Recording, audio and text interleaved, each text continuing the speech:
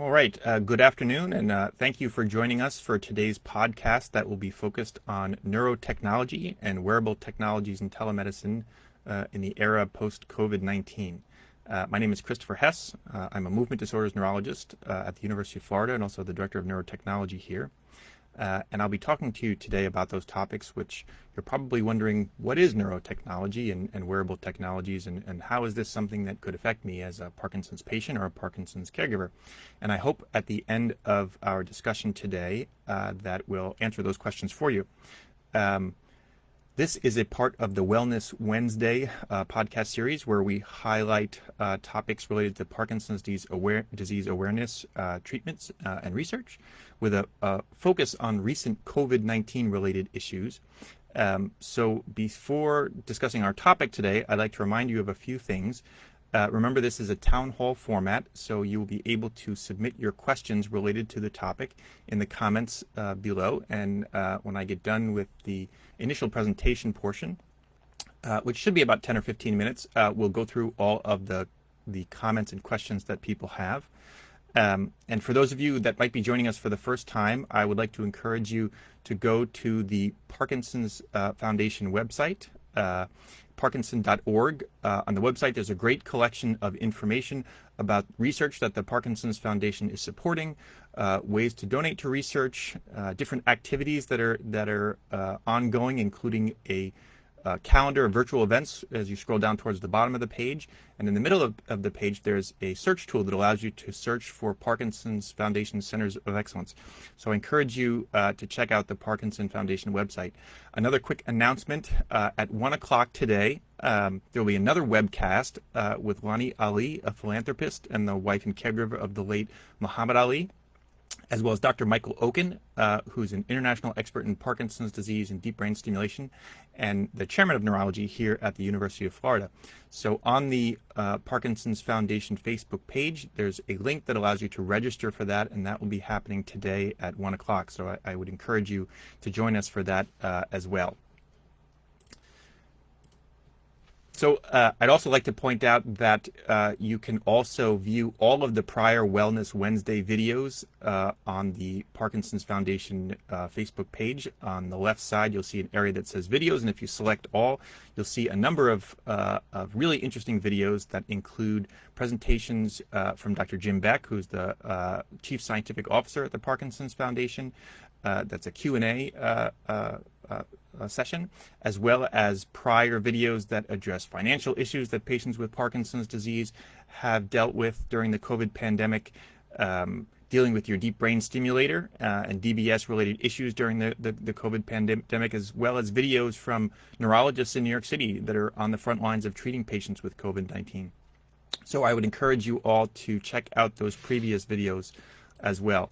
So today we're going to be talking about neurotechnology, wearable technologies in Parkinson's disease, and how COVID-19 will probably serve to propel the implementation of these technologies. And I'm going to talk a little bit how they're going to change patients' lives in general, in addition to the medical care that we provide, because there's a number of advances that are just on the cusp of being implemented. And three things in general, and I'm going to talk about how those things will combine with the effects of the COVID pandemic to change the way that we provide medical care and that you will receive medical care in the next coming years. So I hope you'll find it interesting, and remember that you can ask questions in the comment section below. So you'll hear often on the news, you'll hear people say that the future is going to be smart. It's going to be hyper-connected. It's going to have a tremendous impact in how technology in general is going to have a tremendous impact in how we live our lives. And if you think about how technologies have affected our lives in the past 10 years, the smartphone, for example, has had a tremendous effect on how we live our day-to-day lives. And the interesting thing about technology is, as technology progresses, the rate of increases higher and higher as we become more and more advanced. And so this is just a basic tenet that is true about all technologies. And I'm going to focus in a non-technical way about a couple of things that I think are going to be really important for people to know about to get a sense of how our lives are going to change due to technology, and specifically how our care is going to be provided as Parkinson's disease patients, as caregivers of patients, and as physicians of patients, because we're now in an environment that's very different than it was before COVID. There's a lot of fears, there's a lot of challenges that we have to face, and I think in many ways technology will help us to face some of those challenges. So in a non-technical way, I'd like to go over a couple of concepts. One of them is going to be what's called 5G, which is the new mobile broadband that is soon to be released. You'll see this in the news. There's a lot of controversy surrounding it. So I'm just going to talk a little bit about how that will change the ability of your doctor to monitor symptoms that you might have. I'm going to talk about the concept of an IP address, which is it sounds like a very technical and boring topic, but I'm going to just touch on it briefly and talk about how having a change in how the IP addresses for all of our devices are registered is going to dramatically change our ability to live in the connected world and to have this hyper-connected lives. And then finally, I'm going to touch a little bit on telemedicine. I would strongly encourage anyone who's interested in telemedicine or who's had either good or bad experience with telemedicine during the COVID-19 pandemic to check out the video that was done by Dr. Roy Alcalay at Columbia University about a month back that really goes over a lot of the questions that people have about telemedicine. I'm just going to touch on a couple of those key points today, as well as how telemedicine fits in with the idea of changing care along with neurotechnology. So I think everyone knows what mobile broadband is. It's the technology that allows your cell phone in your pocket to function. And there's been a lot of buzz about 5G technology. The first iteration of mobile broadband technology allowed analog voice communication. And the second iteration allowed text messaging. And the third generation, which is now available in about 80% of the world, provides internet access. And this has, as you know, changed the way many of us live our lives, how we communicate with people. It's had a tremendous impact on how people socialize. And mobile broadband is really going to be a game changer with regard to the speeds that we are able to send information. And if you're thinking, wow, I have Parkinson's disease, I've logged on to the Parkinsons Foundation website and I'm hearing about broadband, what's going on? I'm gonna put this all together and tell you why this is important as we go on. So the mobile broadband is going to have extremely low latencies, and so the latencies that are available would allow really amazing things to happen. Remote driving of vehicles, tremendous amounts of information transmitted from a smartphone, and from a smartphone that may be connected to multiple devices on your person. And so I'm going to talk a little bit about how most people today might walk around with a cell phone that's connected to the internet. Maybe if they're particularly technologically savvy or interested, they might wear a watch as well that's connected to the internet. But as time goes on, and probably within the next 5 years, we're going to move into an era of what's called the Internet of Things. And in that Internet of Things, most of the devices that you have in your home will end up being connected to the internet. And most people will walk around with between 3 and 5 devices or maybe more and have hundreds of devices in their home that are connected to the internet. And so the onset of 5G mobile broadband will allow a much greater speed and a much greater bandwidth that will allow all these devices to be connected at the same time, sending information back and forth. And again, I'm going to tell you more towards the end of my talk why that's important and why that's going to influence the care of patients with Parkinson's disease. So I mentioned mobile broadband. Another thing that's going to be really, really important in the development of what's called the Internet of Things. All these devices that are going to be connected to the internet, constantly sending information back and forth. And so you may have heard someone talk about an IP address, or if you're particularly tech savvy, you might know about your IP address. Basically, an IP address is like a physical address. If you call and order a pizza, the person at the pizza parlor needs to know where to deliver it to. And so you have a physical address, your address that's listed on your mailbox, and you order your pizza and they come deliver it to you. And there's a similar address that each device, whether it's a computer or a mobile device, has that allows it to be identified. So if you type in, if you try to go to Facebook, you type in Facebook into your Google search engine, you will be taken to the Google website, and Google will send you content based on your address because they know where to send it to, because every device has a unique IP address. And so what's interesting is right now, IP addresses have a total of about 4.5 billion or so devices that can be connected. And so we're already beyond this with regard to the number of devices that are currently connected to the internet. And we are moving into a stage where the IP address is going to be updated. And the new version of the IP address is going to have a tremendous number of devices that will allow to be connected. A number that you can't even, somewhere in the range of 350 undecillion devices. So a really difficult number to comprehend. So why do we care, and why does this matter?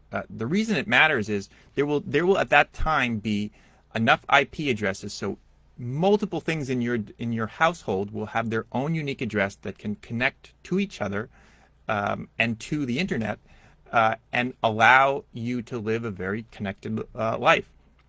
And so one could imagine that in 5 years or so, there will be a maturation of what's considered the Internet of Things. And the Internet of Things is a concept that I had described, that you might wake up in the morning in a bed that is connected to the internet, and that tracks your body temperature, that tracks movement and how well you slept at night, and it might send that information every day to your provider or caregiver. You might wake up and then go to weigh yourself on a scale that's also connected to the internet that automatically tracks your weight every day. And there may be devices that can connect, and this is available now, to the commode in your restroom that can measure blood pressure and pulse oxygenation and glucose content in the urine. And you can imagine all of these devices connected together at the same time, measuring all these different aspects of a person's health. And this information can be sent either in real time or combined together on an individual basis to individual caregivers, and provide a degree of information and monitoring at home that's just more than one could ever comprehend at the current time. And so the combination of this concept of Internet of Things, along with advances in mobile broadband and the advances that I mentioned in the number of addresses that are available for individual devices, perfectly segues us into the idea of telemedicine, because as neurologists, telemedicine is it's sometimes a difficult concept for us to become comfortable with, because all of us enjoy being able to have a personal connection with our patients. We enjoy being able to put our hands on the patients and examine them, and telemedicine does not allow that. There are other benefits to telemedicine, but by definition, it's remote care. I may be here at the University of Florida and seeing a patient who may be hundreds of miles away. And there are going to be some limitations that are inherent to that type of evaluation, but there's some definite benefits. And some of those benefits are things that are absolutely necessary in the current period where social distancing has become our new norm. And I think that these technologies that we talked about will propel the use of telemedicine, especially COVID-19. And I'll talk to you a little bit about how that's happened. And again, I would encourage you to look back at Dr. Roy Alcalay's talk on telemedicine, because he also will talk about how the regulatory environment for telemedicine has changed dramatically since COVID-19 and may continue to be that way. So what are the benefits to the patient with telemedicine? So let's say I am a patient with Parkinson's disease. I do not have a local movement disorders neurologist expert, and I find myself in a situation where, as a person over 70 years old, I am at high risk for developing complications of infection with COVID-19. We now have the capability to provide care directly to a patient's home. One would have a greater access to a greater number of providers This is increased convenience for the patient. There's less traveling. There may be less cost associated with the visit. And hopefully we can maintain the same quality of care that we would normally do in a regular inpatient visit. It's important that we have these types of opportunities during the COVID crisis, because we're already in a situation where in the majority of states the demand for neurologists is exceeded by the demand is exceeded by the supply by at least 20%, and this is expected to increase as in the next 15 years the number of patients with Parkinson's disease in the United States is expected to possibly double and or increase by 50% or up to doubling. In other parts of the world, we may see an increase of more than 100%. So it's going to be really important over time to make sure that we can provide Parkinson's disease care. A recent study had found that up to 40% of patients with Parkinson's disease had not seen a neurologist in the past 4 years. And we know that patients who do not get neurologic specialty care are more likely to fracture a hip, more likely to be placed in a nursing home than patients who do.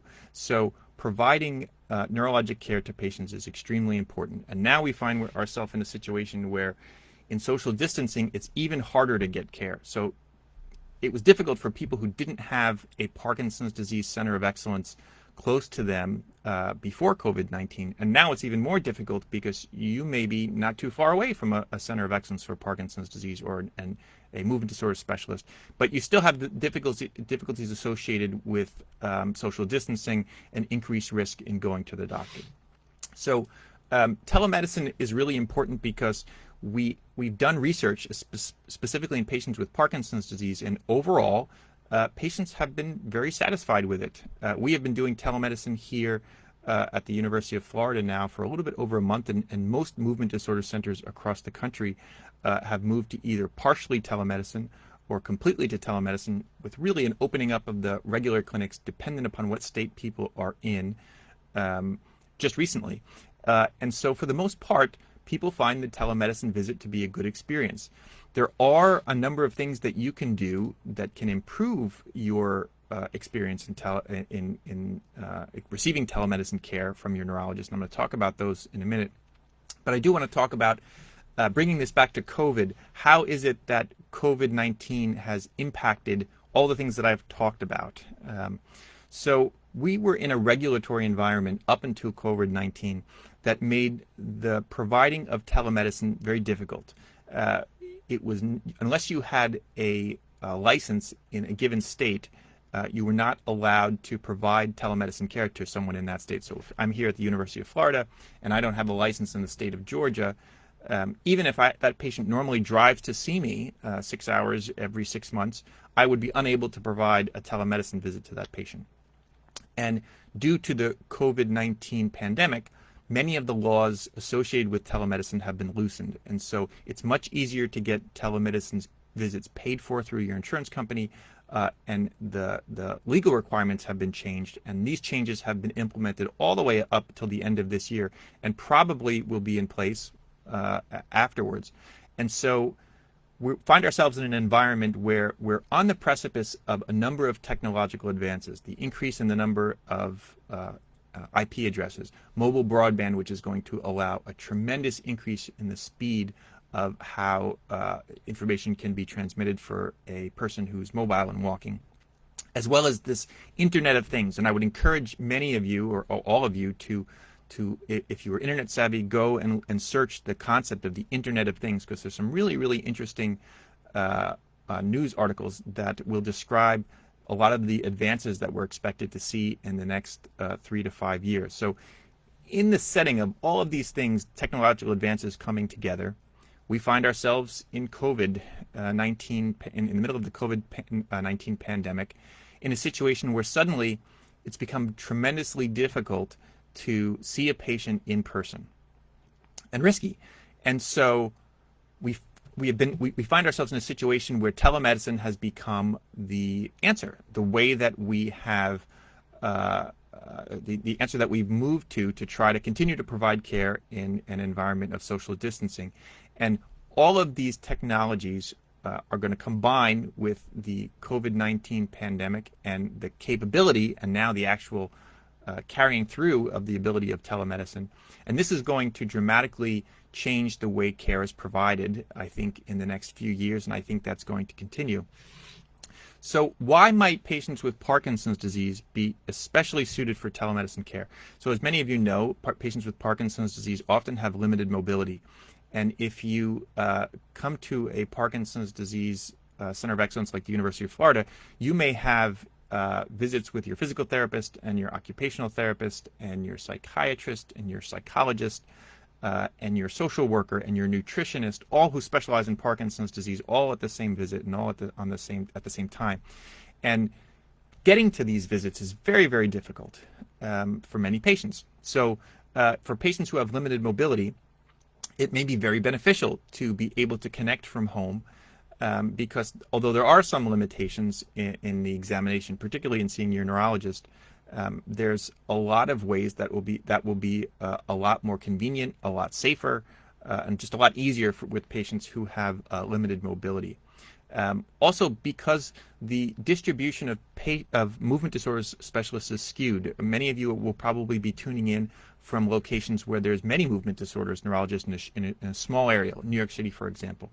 Others of you may find that there might be one movement disorders neurologist in your entire state, and they may be many hours away. So with the ability to provide telemedicine, you have the capability to get an opinion and to get care that's specialized from someone who specializes in Parkinson's disease in a way that you may not previously have been able to get.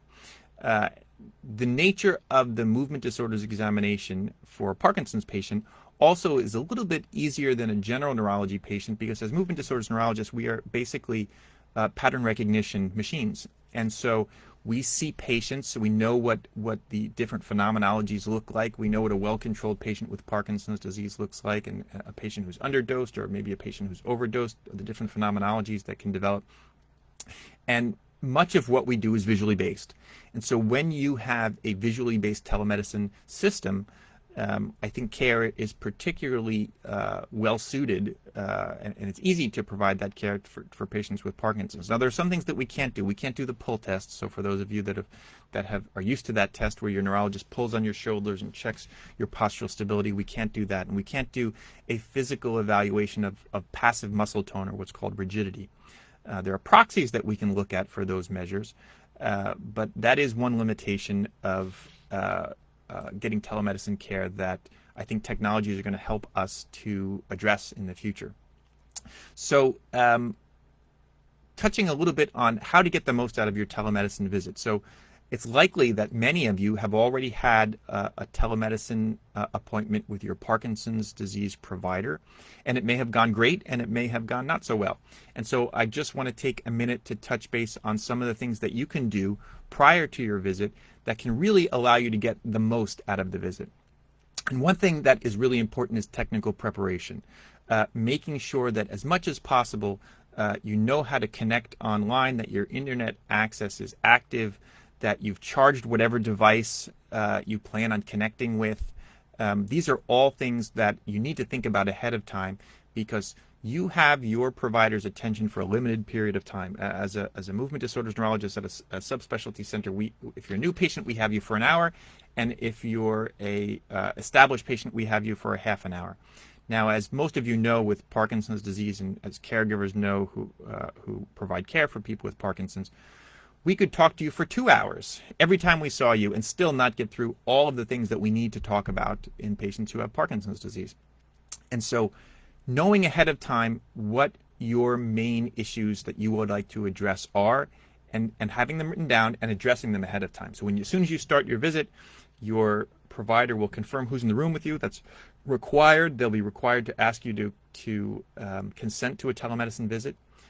Let your doctor know, I know that we're going to talk about a lot of things today, but the main focus I'd like to talk about is my dyskinesia, or I feel like I'm wearing off, or I have mood problems, or I'm having trouble sleeping. And addressing that up front will allow your neurologist to section out and proportion the different things they need to talk about during the day. So remember, having a pen and paper, having written down ahead of time what the main issues that you would like to talk about is really, really helpful to make the most of that time. Another thing that can be really helpful is limit background noise. So keep in mind, if you have kids that are 10 feet away watching television, that's going to affect your ability to hear the neurologist and their ability to hear you. Also keep in mind, the environment is going to be really important. So you'd like to be in a clear, uncluttered area where your neurologist can see your whole body, ideally, and they're going to ask you to walk in most circumstances. So you want to be in a place where, especially if you have someone else who can be there with you, that can either hold your device or the camera, and that would allow you to walk and allow your neurologist to have a clear view of your gait, so they can make informed decisions. The other thing to keep in mind, if you are newly diagnosed with Parkinson's disease, or you are visiting a neurologist for an initial or first visit, they might not feel comfortable over a telemedicine visit making a diagnosis that first time. And so keep that in mind. Don't be disappointed if the first time you connect, you're looking for a diagnosis or a firm plan, and someone who's not met you before is unable to provide that. It can be challenging with a telemedicine visit, to be sure, because there are some things, as I said, that are great and that can be done just as well, but there's other things that are more difficult. And so as we think of the things that I just mentioned are some ways that you can make your telemedicine visits more useful. There are ways in the future that technology is going to also play a role in that. And I had mentioned the different topics, the IP addresses, the Internet of Things, and how all these things are going to come together into what's being called the era of digital medicine.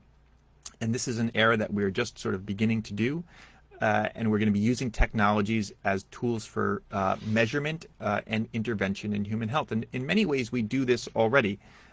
There are wearable devices that can produce measurements that act as digital biomarkers. There are devices that can actually intervene, so they can make measurements and intervene. So an example of that would be an implantable insulin pump. That's been around for a while now.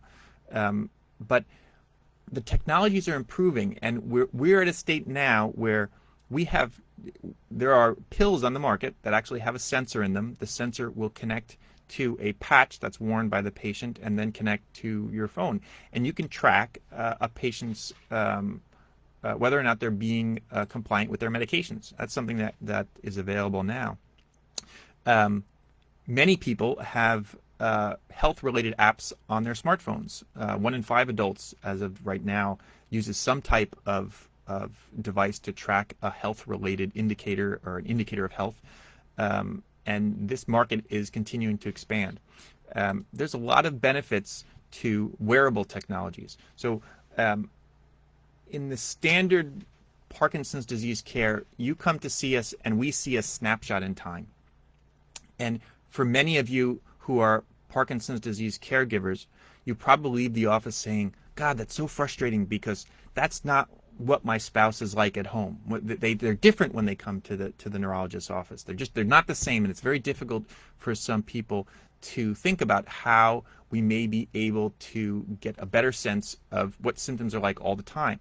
And so wearable technologies provides a couple of benefits. It allows us the possibility to potentially gather information continuously. So rather than being a snapshot in time when we see you in our office in a non-natural environment, there are sensors that people can wear, that patients with Parkinson's disease can wear, that can measure symptoms all the time. And some of these we use here at the University of Florida and many other Parkinson's disease centers of excellence in a research setting.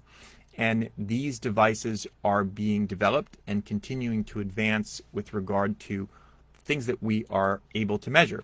And so what are we able to measure now? So many people have a smart watch, right, that can measure an EKG, and that EKG is actually reasonably good and can be used to send information to your provider. Actigraphy, movement, we can tell now with wristwatch-based sensors and other types of sensors how much activity a person is getting, and that can be tracked over long periods of time. So rather than your neurologist asking you how much exercise you're doing, your neurologist can potentially look at a report and see exactly how much exercise you're doing over time. So things like movement and EKGs, temperature, oxygenation, heart rate, respiratory rate, these are things that are easy to measure now. But over time, as sensors advance, we're going to be able to gather more and more data. And with the technological advances that I mentioned, it's going to be easier and easier to get that data to your care provider. And so that data will be sent automatically in a number of years. And when you go to see your neurologist, in addition to that snapshot of time that they will look at, they will also look at other measures of your health that have been tracked over longer periods of time. So what do we look for in patients with Parkinson's disease?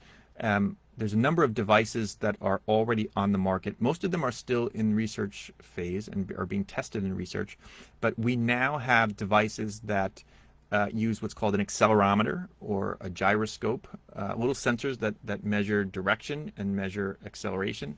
And one can get a sense of how severe one's tremor is and how long the tremor is there throughout the period of the day. So there are devices that are available now that can detect over what portion of the day you have tremor. Is it there all day long? Is it there just when the doses are wearing off?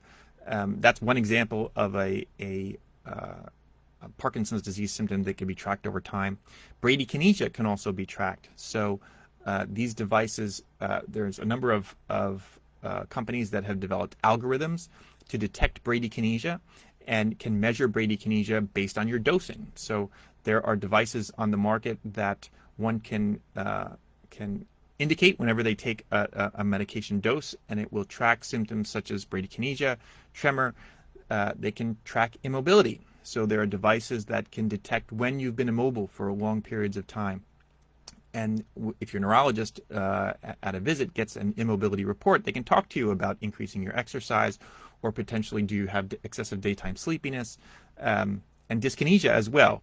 Dyskinesia is probably the most difficult thing to track with a single sensor because, as you know, dyskinesia can happen in anywhere in the body. And if you're wearing a watch that has sensors in it, detecting neck dyskinesia, for example, can be very challenging. But this is a technology that's continuing to improve. And I think that over the next 2 to 5 years, we're going to see a greater and greater integration of these types of technologies into routine care patients with Parkinson's disease, as well as into clinical research, because now a lot of the clinical research that we do involves clinical rating scales that can be subjective and that sometimes are not as sensitive as we'd like them to be. So there's a number of studies that are going on right now that look at how smartphones and other wearable devices are able to track symptoms, and many of these studies have shown many promising results. And so while I think it's an exciting time and a time in which we look forward to using a lot of these digital technologies to improve the care and really to help us to adjust in a new normal where it's much more difficult to physically get close to someone and examine them, we have to use the technologies that are available to us to improve the degree of care that we provide patients with Parkinson's disease using the tools that we have. And so I mentioned there are some challenges. One of the challenges, often innovation outpaces validity. And so what I mean by that is there's a ton of companies that are developing smart-based technologies that can be used to track Parkinson's symptoms, and sometimes people get excited to get things out to the market and they don't do adequate testing of the validity of these types of devices. So at this point in time, some of these devices are very accurate and very useful, and some of them are not so accurate and not been tested to see how valid their conclusions are. And there's no standardization right now with regard to the devices that are available and the things that they track. So if you hear about devices, keep in mind you should speak to your neurologist about them if they're aware of it, because there's some that are really have been well vetted and others that have not. We are still in the process of coming to a standardization of how many of these devices will be implemented. But over time, I think a lot of the algorithms that are used are going to mature. I think patients will become more and more comfortable with wearing these devices. It'll be a lot more standard that we have, even for people who don't have Parkinson's disease, that we wear a number of devices that provide information that either can go to your care provider or that can go to you. It's helpful, I think, for individuals as well to be able to track aspects of their health. Some of the other challenges I think that we're going to need to deal with include security. And so many of you probably have had the experience of being diagnosed with Parkinson's disease, and you're online and you're searching about information and going to different websites, and suddenly in your Facebook feed you're getting Parkinson's disease advertisements, and you're thinking, did my provider share my personal information? And it's not that they did, it's just that we live in a time where search engines track your activity. And so as you can imagine, that already is something that's an invasion of privacy, and we have to figure out how we can in the process of integrating these technologies, how we can adhere to patient privacy. And at the same time, we don't want to disrupt the importance of the doctor-patient relationship, and we don't want to become over-reliant on technology, because when new things come along, you can be tempted to think that it's real, that's reality, and that it reflects what's actually going on. And sometimes it does, and sometimes it doesn't. And so that'll be a challenge that we have to deal with as well. So I'm going to look through here to see if we have any questions regarding neurotechnologies and wearable technologies in Parkinson's disease. I know that this is a tough topic for people to have individual questions about, because at most of the centers you probably have not had too much exposure to some of these wearable technologies yet. But I hope that the talk today provided some information about that. There's a question here. Please explain whether these care innovations are covered by Medicare. This is a really good question, because it's very difficult for many of these companies to get coverage claim numbers and allow this activity to be billed. So there are numbers that allow a bill to be generated, but we're in an environment right now where it's still very early. And so one concern that a patient might have is, will any device that I use or that gets sent to me, will it be covered, or will I find myself responsible for the bill? And I think it's very variable right now. As I said, we have a number of these devices that we're using here at the University of Florida, primarily in a research setting, but we do have the capability to send patients home with them, and we are in the process of trying to refine that and get a better sense of exactly what type of bills patients would be provided and what a patient's responsibility would be. The other thing to keep in mind too is this is a technology that's coming, and as patients, people will need to get more used to the idea of being billed for remote technologies. So we'll see where that lands, but as of right now, there's not good reimbursement for these type of technologies through Medicare and through other insurance companies. See here. There's so the Parkinson's Foundation has listed a how to prepare for your telemedicine appointment that I'm delighted to see up there. That will cover many of the things I didn't have time to talk about. One person talks about dystonia in the evenings, nothing relieving the cramps. Do you have advice? So there's a couple things that you can do with regard to dystonia. Sometimes dystonia is related to off phenomenon. So changing how one is dosed overnight can sometimes address overnight dystonia. What can be helpful to get a sense of that is looking at how a person's doses are set up over time during the day, and seeing if there's an off phenomenon that's occurring occurring at night that may be giving rise to a worsening of dystonia at night. Depending on where the dystonia is, one can also get injections with botulinum toxin. And so botulinum toxin can reduce the intensity of the muscle contractions and can reduce pain and dystonia, but it's dependent upon where the location is, because some muscles are very amenable to being injected and others not so much. So adjustment of primary medications like levodopa can be helpful sometimes. for patients with dystonia. Botulinum toxin injections can often be helpful as well. But for individuals, you might need to talk to your neurologist, because there are some things that would work for some people and not for others. Does Parkinson's make you dizzy? This is a terrific question. And so lots of people, when they think of Parkinson's disease, they think of tremor, they think of difficulty walking. But we know that in addition to the motor symptoms of Parkinson's disease, there are many, many non-motor symptoms that also develop. And in many patients, the non-motor symptoms can be more limiting with regard to quality of life and activities of daily living than the motor symptoms. And in patients with Parkinson's disease, you can develop what's called autonomic dysfunction. And basically, there's the autonomic nervous system takes care of the routine day-to-day activities that your body needs to do to keep you up and moving. If I stand up, my heart is going to beat a little bit faster. My blood vessels are going to squeeze down a little bit to keep blood moving up to the brain. And when you have Parkinson's disease, that process happens less efficiently. So it's very common for patients with Parkinson's disease to experience dizziness. There are a number of medications that are on the market that can be used to artificially increase one's blood pressure. But there's also things that you can do that are behavioral, like limiting high carbohydrate meals, liberalizing one's salt intake, making sure that you stay very, very well hydrated, which is a real challenge for Parkinson's patients, as many of you know, because the better hydrated you are, because patients with Parkinson's disease also develop urinary frequency, the more you're running to go to the bathroom. And so finding a balance between staying well hydrated and avoiding dehydration and dizziness and having to run to the restroom because of urinary urgency can be challenging.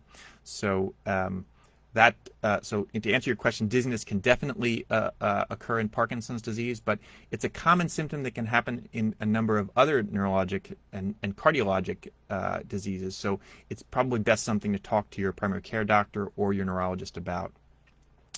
There's a question: would it be helpful to do a video with our phone and provide to a spouse's neurologist as an email attachment prior to the visit? This is a great question. This is something that I encourage.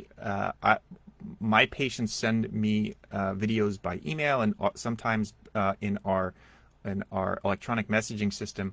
Whenever they see something that they think is potentially going to be not present during their next visit, or if they have a long time between their visits.